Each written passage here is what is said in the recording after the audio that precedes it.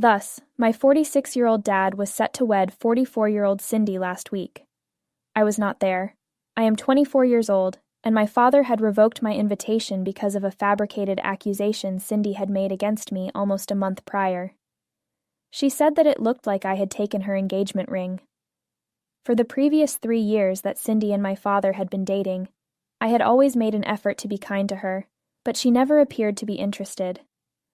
I never really cared that my dad was seeing someone else because my mother died when I was quite little. I'm not sure why she didn't like me. It's not like we were close either. Cindy asked me to come over to the house about a month ago. She informed me over the phone that she wanted to strengthen our bond since she intended to start a relationship with me once she married my father. That was very lovely of her, but it also made me a little uneasy. She was pretty persistent about it, so I originally said no. I made the decision to stop by her after work. She greeted me warmly and kindly when I arrived. We talked for about an hour, just the two of us, because my dad had not returned from work. She must have slipped her wedding jewelry inside my luggage at some time when I got up to visit the restroom. I must have been there for little more than 2 minutes, so I'm not sure precisely how she did it. Everything was going well when I returned. After that, my 16-year-old stepsister Dana, who was staying late at school for play practice, also returned home with her father. Cindy chose the ideal day to give me this pin. Since we were the only ones at home, everything was really carefully organized, and she could have accused me of anything. She only needed to give it plausibility. Cindy started talking to us everything about the wedding after my dad and Dana got home. She abruptly turned to face me and said she wanted to show me her engagement ring. She went back to her room to get it, but as you may have guessed by now, she was not able to find it there, and she became quite upset about it.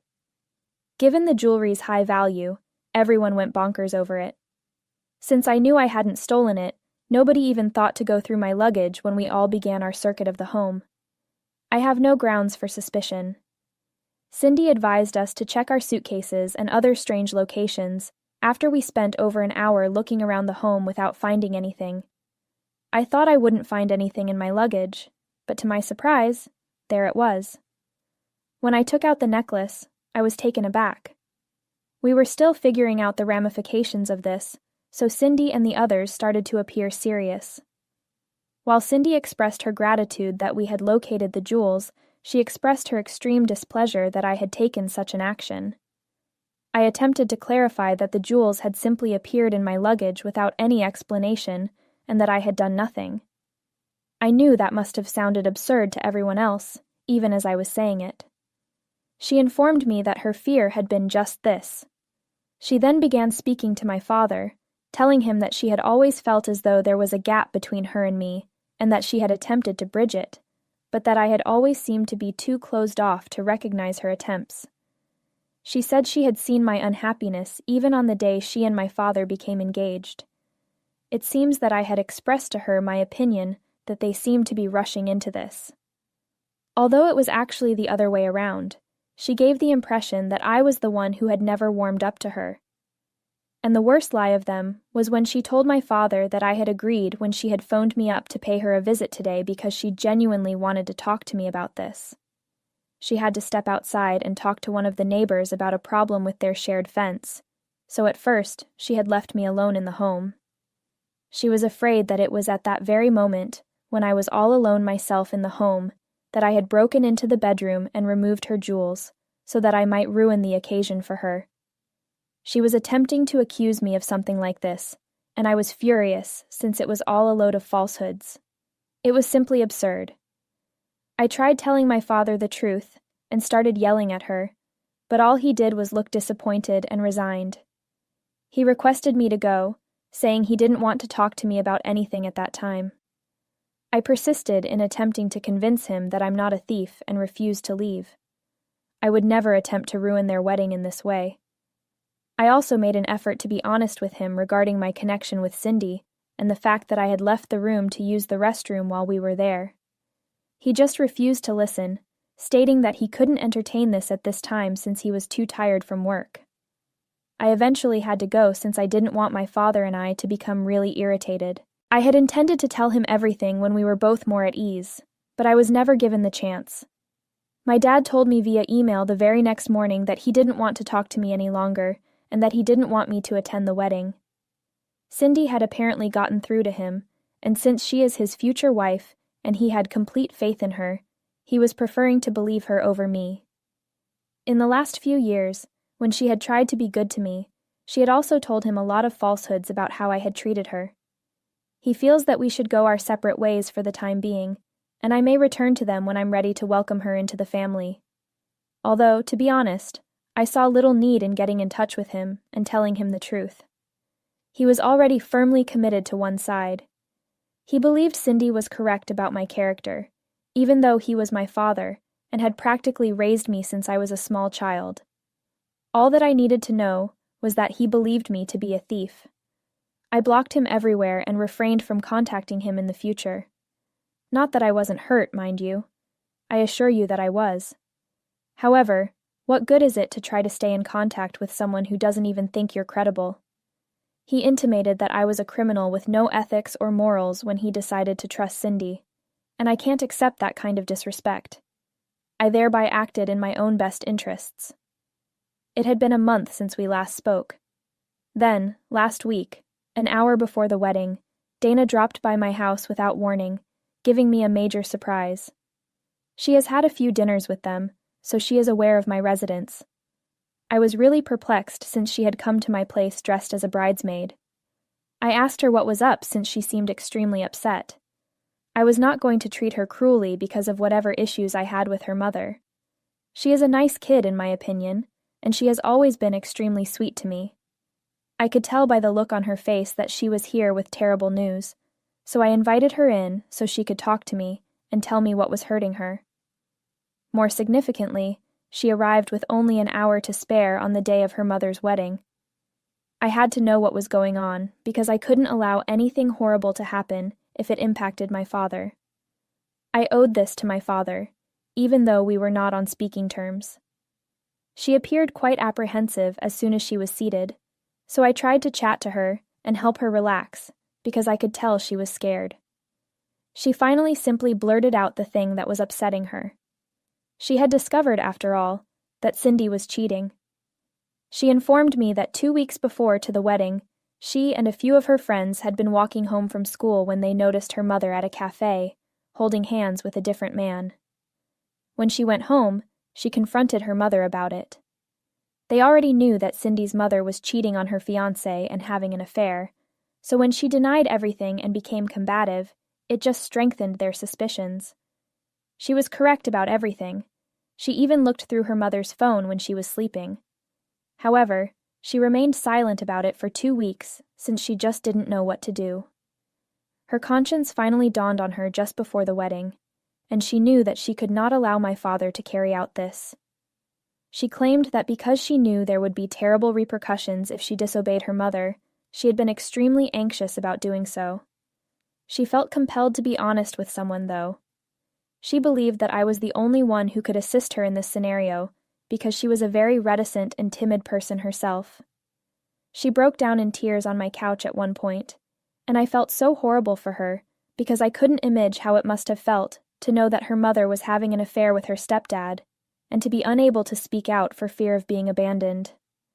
She informed me that she had come to the realization at the 11th hour that she simply could not allow this to happen and for the wedding to go place. She couldn't stab my father in the back like this. He had been nothing but nice to them both. She begged me to accompany her to the wedding so we could talk about this, since she was so afraid and was shaking all over. I truly liked it. Thus, I chose to follow her instructions. Besides, considering the way Cindy had destroyed my father and I relationship, I would never turn down the chance to set her straight. When Dana and I arrived at the wedding location by car, everyone was taken aback, mostly because they weren't expecting me to show up for my father's wedding in such casual attire. Since everyone was aware of the consequences from our incident from a month ago, some people weren't even surprised that I would be attending. In addition, Dana had vanished an hour prior to the wedding, so her family had been really concerned about her. Everyone had been anticipating her arrival so the ceremony could begin. But my father and Cindy were taken aback when we entered together. Cindy chose to ignore me right away and approached Dana to find out where she had been spending the last hour. Since she hadn't responded to any of their messages, everyone had been anxiously waiting for her so they could begin the ceremony. Subsequently, Cindy approached me and inquired as to why Dana had brought this filth into her presence on the most significant day of her life. That infuriated me greatly. I made the decision to speak up so that everyone could hear me and not wait any longer. I revealed to all of them what Dana had informed me about Cindy's extramarital affair. Together with Dana, I was there to support my father and prevent him from being foolish enough to wed this lady. I got to witness the expression on Cindy's face when I said that, and it was worth a few seconds before she threw herself at me and began pounding me. She had not intended to physically assault me in that way, so I was taken off guard. She was on top of me and scraped my face quite a few times, but I got over it fast. I battled back as my flight or fight instinct took over, and ultimately, someone was able to separate us. To be clear, I don't like getting into physical confrontations, but I was sort of delighted when I gave her a fairly hard face slap. Nevertheless, she was so distraught that she began to scream crocodile tears as soon as we were pulled apart.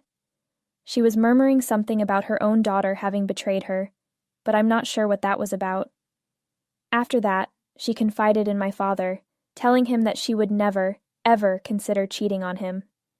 He informed us that we should first talk to each other as a family and appeared to be quite bewildered. We proceeded to his hotel room. Dana informed my father what she had observed on the phone when we were in the room. Cindy realized right away that she was in trouble. She tried to argue that it was a violation of her privacy to search through her phone, and she would not consent to it happening again. But in the end, she had to give in to my father's demands. We all knew it was over the moment she showed him her phone. When he spotted her phone, my dad informed her that the wedding was off. He requested her to go since he didn't even want to see her right now. He made the decision to return home when she insisted on staying put and begged him to give her an opportunity to clarify. Cindy chased after him as he left the hotel, attempting to engage in conversation, but he showed little interest. He simply left, got in his car, and drove home. After that, it was just Dana, Cindy, and me. I urged Dana to pack and come to my place since I was afraid for her safety, and I had a strong suspicion that Cindy did not want to see her either. Cindy objected to the notion, but Dana informed her that, given what her mother had done, she just didn't feel like being around her right now. She then accompanied me back home. She's lived with me for the last week. Although I didn't visit the wedding hall again, my uncle told me that Cindy had given the hotel employees orders to feed the guests lunch and informed them that the wedding had been called off so they could all return home. She didn't even show up for lunch after that. After making the news, she left and walked back to her room, most likely to cry. Everyone returned home after that, and my father hasn't been in contact with anyone since. I wanted to see how he was doing since I was a little concerned about him. Although I had intended to visit him, he contacted me last night. Instead of thanking me or even apologizing for how poorly he had treated me over the last month, as I had assumed, he informed me how dissatisfied he was with the strategy I had chosen to implement on the day of his wedding. He informed me that rather than making that news so widely known and demeaning him, if I truly wanted to assist him, I should have gotten in touch with him directly and had a private conversation. The fact that he was portraying this as though it were my fault really astounded me. It irritated me that his fiancée called me filth, so I started telling him that I would have done so when I became very angry. I knew my father wouldn't defend me, so I had to. He dismissed it, telling me instead that I should have talked to him privately if I truly wanted to protect him.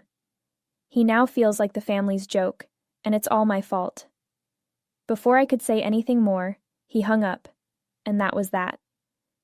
I'm now unsure of whether I made the proper decision. AITA for coming clean at his wedding about my dad's fiancée cheating on him. Edit. My father contacted me using his work phone number even though I knew I had previously said that I had blocked him everywhere. That's how he got in touch with me. Dana's dad is not shown in the photo. He never was. Cindy had Dana with a former employer's employee she was seeing. The guy ran off as soon as he learned she was expecting. He revoked all rights, and she was so outraged that he wanted no involvement at all with her or the kid that she refused to accept child support from him. Following the result of the pregnancy, she severed all ties with him and left the firm where she was employed in order to begin a new endeavor elsewhere. Since that time, they have not communicated with one another, and Dana has never even interacted with her father. She did not want to be with her mother at the moment, and she did not feel like she wanted to go back home to remain with my father. As a result, she came back home with me, which was a logical decision. Because I was her most reliable option, I don't really mind that she is here with me. Not only is she kind and quiet, but she also assists me with the tasks. In contrast to my connection with her mother, I believe I said in my initial article that we have always had a positive relationship with one another. Even though I would despise having Cindy as a member of the family, I don't actually mind having her around.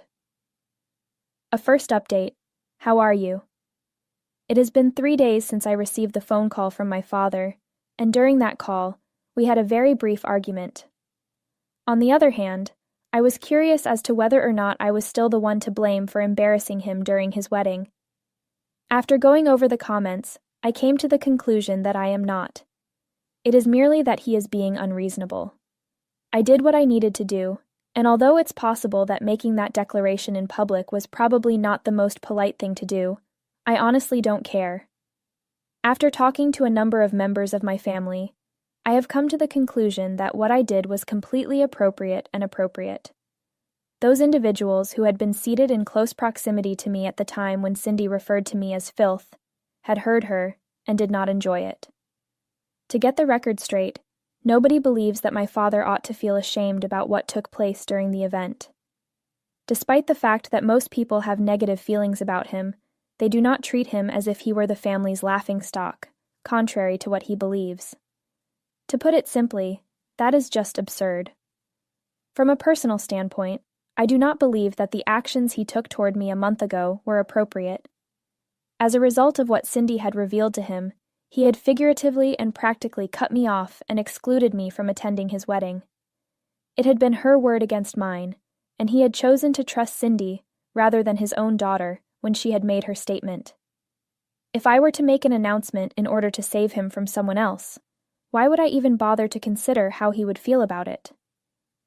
Due to the fact that he is behaving in a manner that is both absurd and unreasonable, I do not believe that I would like to have a conversation with him at this time, at least not until he apologizes. Even if such were the case, I am not certain that our relationship could be resolved. Another update. How are you? We have not received any communication from Cindy, despite the fact that it has been over 2 weeks since the day of the wedding.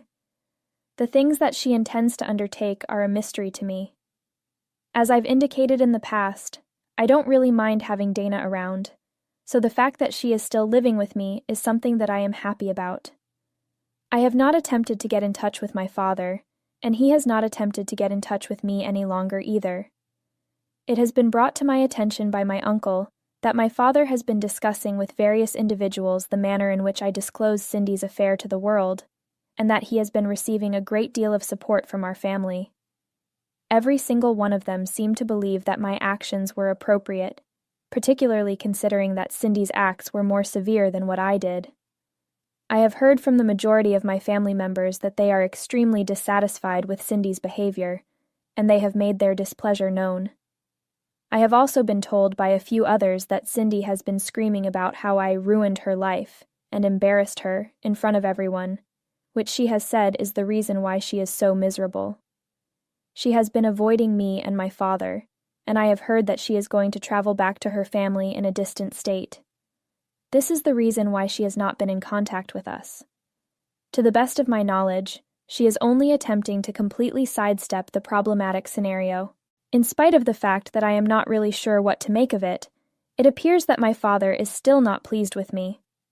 If he truly wants to make things right between us, he is the one who makes the initial effort to get in touch with me. I do not believe that it is appropriate for me to apologize when I do not believe that I have committed any wrongdoing. At this point, everything seems to be kind of hanging in the air, and I have the impression that there are a lot of things that have not yet reached a resolution with regard to them. It seems that what I am attempting to convey is that there is a great deal of uncertainty regarding the events that are going to take place in the future, and this is true for both Dana and myself. As a result of the fact that none of us are aware of what our parents are doing, I am experiencing feelings of being taken aback and lacking control since I am unsure of what to anticipate. Since that final phone contact, my father and I have not communicated with one another, and I have the impression that I will have to get in touch with him at some point. In order for Dana to attend school, she must bring all of her belongings, including her books, her clothes, and everything else.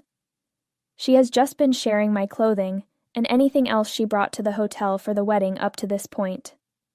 It would be inappropriate for her to wear those to school, and even if we remove the clothing from the equation, she would still want her books. That being the case, it is unquestionably going to be necessary for us to return to my father's residence, and I will need to have a conversation with him in order to coordinate the timings with him. At the same time, I am experiencing a lot of strange feelings over this, and I get the impression that any relationship I may have had with my father has been completely destroyed. Because we will never be able to return to the way we were before, simply having a conversation with him feels like a monumental undertaking. The fact that Dana does not feel the same way about her mother is a source of great relief, and she has informed me that the longer she is away from her, the better she feels. On the surface, it appears that she had never been a very good mother to her kid, and to tell you the truth, this does not come as a surprise to me. Cindy had always been more concerned about her friends and how she was seen by everyone else, according to Dana, who shared this information with me. This is the reason why she used to treat her in a totally different manner in public, as if she were the apple of her eye. But when she was alone with her daughter, she could not care less about their relationship. The most of the time, Cindy would just leave her with the nanny when she was younger. Subsequently, when she reached the age when she could live independently, she moved in with my father. It was a very hot and cold relationship that she had with Cindy, and she would only be kind to her when my dad was there. That was the only time she would be nice to her. Therefore, I can see why she is relieved to be free of her at this moment in time. The third update. A few days ago, I mentioned that I needed to have a conversation with my father in order to be able to go to the home and get all of the stuff that Dana need. She was going to be staying with me for the time being because Cindy hadn't gotten in touch with her, and even if she did get in touch with her, she wasn't sure whether she wanted to go back to Cindy anyhow. When I submitted my update, a lot of people advised me that I needed to just take off the Band-Aid and talk to my father in order to have this matter resolved. I made the decision to proceed in that manner. Immediately following the publication of that update, I unblocked him and sent him a text message in the evening, inquiring as to whether or not I may come over to get Dana's belongings. He answered that I could. It was a complete and utter disaster when we arrived at his residence. Not only did it appear as though it had not been cleaned for about 2 weeks, but my father was also a complete mess. We made an effort to disregard it and mind our own business, but as I was leaving, I couldn't help but ask my father if he had heard from Cindy. We attempted to ignore it and just mind our own business. He informed me that they had discussed the matter after the wedding was called off, and that they had resolved to pay off all of the suppliers and divide the expenditures in accordance with what they had determined previously, but that was the end of it. Following then, he had not received any communication from her. I expressed my regret that he was being forced to go through all of this, and he simply nodded before continuing to stare off into space. I told him that I was sorry for him to have to go through all of this. For the whole hour that we had been there, that was the only thing that he had been doing. He did nothing more than stare off into space while taking a few sips of wine from his glass at regular intervals. He had not even bothered to change out of his work clothes, which was rather uncommon given that my father had mentioned that he experienced a sense of suffocation when he was dressed in his work clothes, and that he preferred to change as soon as he arrived home. Nevertheless, I could see that he was having a lot of difficulty. He stopped me just as I was ready to leave and told me that he wanted to apologize for everything that he had put me through. I was about to leave when he stopped me. He informed him that Cindy had lied to him about a great deal of information, and it is only now that he has come to the realization that he had been taken advantage of just because Cindy desired for me to be removed from the scene. He stated that the only reason he had believed Cindy when she accused me of stealing was because she had given screenshots of me being extremely disrespectful to her when she was attempting to text me, and he believed that this was sufficient proof. He claimed that this was the only reason he had believed Cindy. Now, however, he was of the opinion that those screenshots may have been manufactured. He speculated that she had most likely just ordered a buddy to be impolite to her and then altered the contact name to Mai. In addition to that, he informed me that she had been quite astute in the manner in which she was going to carry out this endeavor, and that she had informed him of various plans that she had attempted to establish with me, but that I had cancelled. When we were having normal discussions, she would bring me up, and she would make me out to be the bad guy. In his mind, he had already been influenced, but he was unable to acknowledge it because he was too ignorant.